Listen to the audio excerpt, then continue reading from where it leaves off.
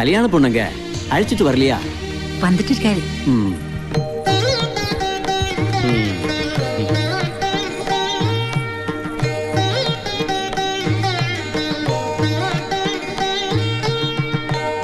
ஆரம்பிக்கலாமா? எங்களுக்கு சம்மதம் தான். உங்களுக்கு சம்மதமா? ஆமாங்க ஐயா. மாப்பிளையோட பெற்றோர்களும் பொண்ணோட பெற்றோர்களும் நிச்சயதார்த்தத்தை ஒப்புக்கொண்டு இந்த தட்டை மாத்தலாம். அதற்கு முன்னால இந்த ஊரு சம்பிரதாயப்படி மாப்பிளையும் பொண்ணும் மனப்பூர்வமான சம்மதத்தை தெரிவிக்க வேண்டும். ஸ்ரீராமலிங்க முதலியார் அவர்களுக்கும் விசாலாட்சி அம்மாவுக்கும் பிறந்த சரவணன் என்ற சரவணலிங்க முதலியாரிடம் கேட்கிறோம். செல்வி மீனாட்சியை கல்யாணம் செய்கிறதுக்கு உனக்கு மனப்பூர்வமான சம்மதம் தானே?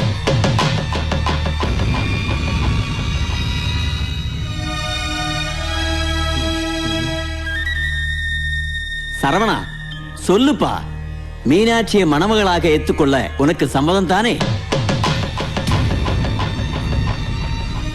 ஏண்டா பேசாம நிக்கிற? சம்மதம் சொல்றதுக்கு ஏன் வெக்கப்படுற? இல்லை.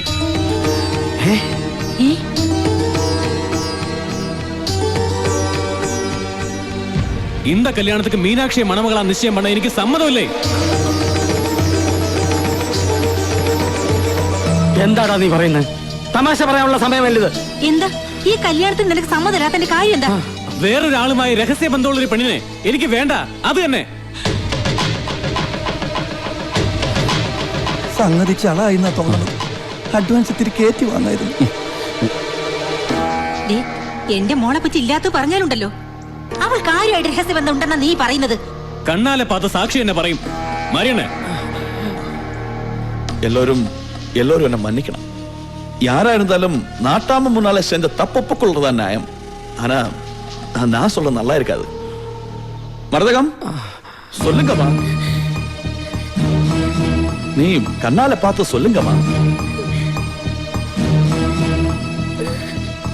சொல்லுங்கம்மா, நீ என்ன பார்த்தே?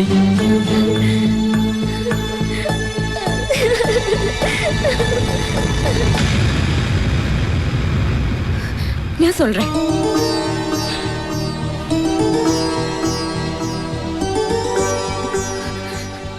எனக்கு ஒராளோட ரகசிய தொடர்பு இருக்கிறது சத்தியம்தான். மீனாட்சி,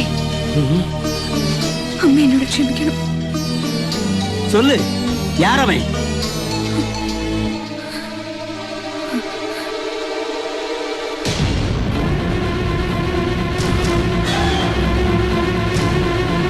அவர்தான்.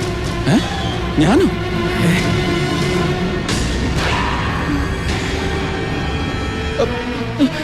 എനിക്കൊന്നും അറിയില്ല. അറിയാതാ? വെറുതെ ഇല്ലാ വചനം പറഞ്ഞാലുണ്ടല്ലോ, വായും മനസ്സും അറിയാത്ത കാര്യമാണ്.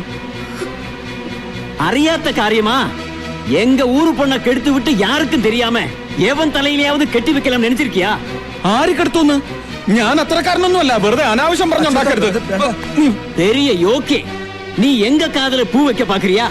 ஒரு பொண்ணு இத்தனை பேர் முன்னாடி வச்சு அவளோடு தொடர்பு இருக்கிற புருஷன் நீ தானே சொல்றா. நீ என்னடானா ஒன்னும் புரியாதுன்னா சொல்றேன். ഞാൻ പറഞ്ഞത് സത്യമാണ്. എനിക്ക് ഈ പെങ്കൊച്ചുമായിട്ട് യാതൊരു ബന്ധവുമില്ല. എന്നെ വിട്ടേക്ക്. വഴിവിട്. டேய், போய் தூக்கிட்டு வாங்கடா அவனை. இல்லைங்கடா, இங்க இருந்து எனக்கு தப்பிக்க முடியாதுன்னே. കളരിക്കൽ അച്ഛനും കുട്ടിയെ തൊട്ടാ തൊട്ടവൻ വിവരം അറിയും. എന്റെ അളിയനാ, സ്വന്തം അളിയൻ മൈത്തുണ്. നാട്ടാമേ, ആയുഷ്കാലം കല്യാണമേ കഴിക്കില്ലെന്ന് ശപഥമെടുത്തിരിക്കുന്ന നിത്യ ബ്രഹ്മചാരിയാണ് എന്റെ അളിയൻ. അറിയാവോ?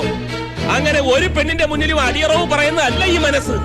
ഇനി അറിയാതെ എന്തെങ്കിലും ഒരു ചാബല്യം നിങ്ങൾ പറയുന്ന ഈ തുടർവ് നിങ്ങളുടെ പെണ്ണിനോട് തോന്നിയിട്ടുണ്ടെങ്കിൽ അന്തസ്സായിട്ട് അവളുടെ കഴുത്തിൽ താലി കെട്ടാനും എന്റെ അളിയൻ തയ്യാർ. അച്ചുവേട്ട, ചതിയായത്. പുര കത്തുമ്പോ വാഴ വെട്ടാൻ നിൽക്കരുത്. നമ്മൾ തമ്മിലുള്ള കണക്ക് തീർക്കുന്ന ഇങ്ങനെയല്ല. ഈ സമയത്ത് മസിലും വീർപ്പിച്ച് വാശി പിടിച്ചു നിന്ന് കഴിഞ്ഞാൽ ജീവനോടെ കൊത്തി നിർത്തി നൂലിൽ കളറിയവർക്ക് തൽക്കാലം സമ്മതിക്കും. എന്നടാ മച്ചാനും ചേർന്ന് രഹസ്യം പേசுற? ഒന്നുമില്ല നാട്ടാമേ, എന്റെ മച്ചാൻ മീനാക്ഷിയുടെ കഴുത്തിൽ താലി കെട്ടും. കെട്ടുന്ന പ്രശ്നമില്ല നാട്ടാമേ, ഞാൻ നിരപരാധിയാണ്. മീനാക്ഷിയെ കെട്ടണോ? പ്രശ്നമില്ലാന്ന് പറഞ്ഞില്ലേ? കെട്ടില്ല. നീ ആരുടെ അഭിപ്രായം പറയാൻ? அப்படினா உனக்கு நான் 7 நாள் டைம் தர்றேன். அதுக்குள்ள நிரபராதின்னு நிரூபிச்சு காட்டு. முடியலனா 10வது நாள் நீ மீனாட்சி கழுத்துல தாலியை கட்டணும். இது நாட்டாமை தீர்ப்பு. கடவுளே, ஏகாம்பரா.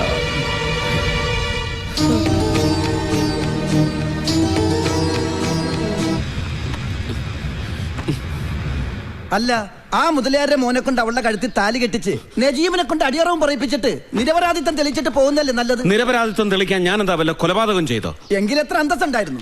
എടാ, ഇതിപ്പോ ഏതെങ്കിലും ഒരു പെണ്ണ് ആരെങ്കിലും ചൂണ്ടിക്കാണിച്ചിട്ട് ദേ ഇയാളുമായിട്ട് എനിക്കൊരു ബന്ധമുണ്ടെന്ന് പറഞ്ഞ ഉടനെ കയറി കെട്ടിക്കോ എന്ന് ഉത്തരവിടാൻ ഇതെന്താ വെള്ളരിക്കപ്പെട്ട? അത് നാട്ടാമെ കുറിച്ച് ശരിക്കും അറിയാഞ്ഞിട്ടാ. ഇതുപോലൊരു കേസിൽ ഒരിക്കലും ഇവിടുന്ന് രക്ഷപ്പെടാനൊരു ശ്രമം നടത്തിയതാ ഞാൻ. എന്നിട്ട് ബോർഡറിനപ്പുറം കടക്കുന്നതിന് മുമ്പ് ആ മാരിയപ്പനും നാട്ടാമയുടെ ആൾക്കാരും തൂക്കിയെടുത്തുകൊണ്ടൊന്ന് താലി കെട്ടിച്ചു. ഇവിടുത്തെ ഒരു നെയ്ത്തുകാരി പെണ്ണ് പറ്റിച്ച പണിയാ. അവക്ക് എന്നോട് പ്രേമമായിരുന്നു. അത് ശരി. ഇതപ്പോ ഇവിടത്തെ പെണ്ണുങ്ങളെ തീരാൻ പരിപാടിയാണല്ലേ? പെമ്പിള്ളേരെ കറുപ്പഴിച്ചു എന്ന് അവരായിട്ട് നാട്ടാമയോട് പരാതി പറഞ്ഞ പിന്നെ താലി കെട്ടി കൂടെ പൊറപ്പിക്കല്ലാതെ വേറെ പോംവഴിയില്ല. എന്തഴിച്ചു? കറുപ്പഴിച്ചു. എങ്കിൽ ഈ കളിയിൽ താലി ആ നാട്ടാമ തന്നെ കെട്ടേണ്ടി വരും.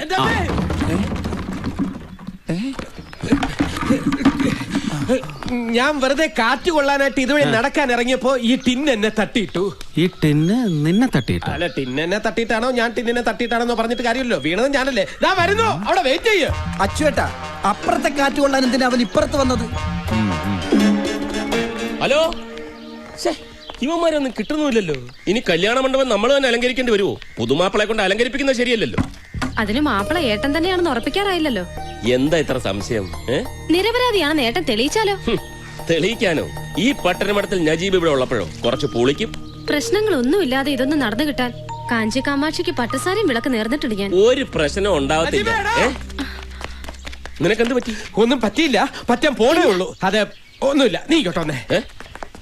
ഈ ആതിരയുടെ ജാതകത്തിൽ എന്ത് ദോഷം ഉണ്ടെന്നാ പറഞ്ഞേ? വൈധവ്യ ദോഷം. എന്ന് വെച്ചാൽ നിനക്കധികം ആയുസില്ലെന്ന്. എനിക്കതിലൊന്നും വിശ്വാസമില്ല. പക്ഷെ എനിക്കിപ്പോ വിശ്വാസം. എന്താ കാര്യം? നിന്റെ പുന്നാരളി ഇവിടുന്ന് രക്ഷപ്പെടാൻ പോവാ. അയാൾ ഇവിടുന്ന് പോയാൽ നാട്ടാമയും നാട്ടുകാരും ചേർന്ന് നിന്നെ ജീവനോടെ കത്തിക്കും. നിന്നെ മാത്രമല്ല എന്നെയും കത്തിക്കും. എല്ലാം കത്തിച്ചാമ്പല. എന്ത് കത്തിക്കുന്ന കാര്യം പറയണത്? അത് ഈ കല്യാണത്തിന് കഥനയും കരിമരുന്നും കത്തിക്കുന്ന കാര്യം പറഞ്ഞതാ. അയ്യോ ഏട്ടൻ, സത്യം പറയണം, ആ പെണ്ണിനെ കൊണ്ട് അന്ന് അങ്ങനെ പറയിച്ചത് നീയല്ലേ? ഞാനല്ല. പിന്നെന്തിനാ എന്റെ നീക്കങ്ങൾ അറിയാൻ നീ അവനെ ചാരനായിട്ട് അയച്ചത്? ഞാൻ പൂ പറിക്കാനായിട്ട്. അത് നേരത്തെ കാറ്റ് വെള്ളം വന്നു പറഞ്ഞു, ഇപ്പൊ പൂ പറിക്കാൻ വന്നു പറഞ്ഞു. കാറ്റ് കൊള്ളാന്ന് വിചാരിച്ചു. ദേ, നീ എന്ത് കള്ളക്കളി കളിച്ചാലും ആ പെണ്ണിന്റെ കഴുത്തിൽ താലി കെട്ടിച്ച് എന്നെ തോപ്പിക്കാമെന്ന് വിചാരിക്കണം. ഒരു പെണ്ണിന്റെ കഴുത്തെ താലി കെട്ടുന്നത് തോൽവിയല്ല, ജയമാണ്. അതെ, ഒരു ഉത്തരവാദിത്വം ഇല്ലാതെ കറങ്ങി നടന്ന് ഇവൻ ആതിരെ കെട്ടി. അത് ഇവന്റെ ജയമല്ലേ? ഇവൻ ജയിച്ചതല്ല, എന്റെ പെങ്ങൾ എന്നെ തോപ്പിച്ചതാ. ആ പെണ്ണെന്തെങ്കിലും വിളിച്ചു പറഞ്ഞെന്ന് പറഞ്ഞ് എന്റെ മേക്കെട്ട് കയറാൻ വരുന്നതിന്? ബുദ്ധിപരമായിട്ട് ഞാൻ ഇടപെട്ടില്ലായിരുന്നു, ഒറ്റ ഒരുത്തൻ ഇവിടുന്ന് ജീവനോട് പോത്തില്ലായിരുന്നു. അതെ, ചുളുവിനൊരു കാശുകാരി പെണ്ണിനെ സ്വന്തമാക്കാനുള്ള ചാൻസ് വീണ് കിട്ടിയില്ലേ? ഞാനായിരുന്നെങ്കിൽ അന്തസ്സായിട്ട് താലിയും കെട്ടിയിട്ട് ഒരു മുതലാർക്കം കൗണ്ടറായിട്ട് ഇവിടെ കഴിഞ്ഞേനെ. അങ്ങനെ ഒരു ആകാശക്കോട്ട ആരും പണിയണ്ട. വേണ്ട, കോട്ട അച്ചുവട്ടം പണിഞ്ഞോ? പണിയല്ല, ചിലരൊക്കെ പണിതത് പൊളിക്കാനാ പോകുന്നത്. പൊളിക്കടാ, സത്യം തെളിയിക്ക്. തെളിയിക്കും. ഒന്നും വേണ്ടാന്ന് വെച്ച് പോകാൻ ഒരുങ്ങിയതാ ഞാൻ.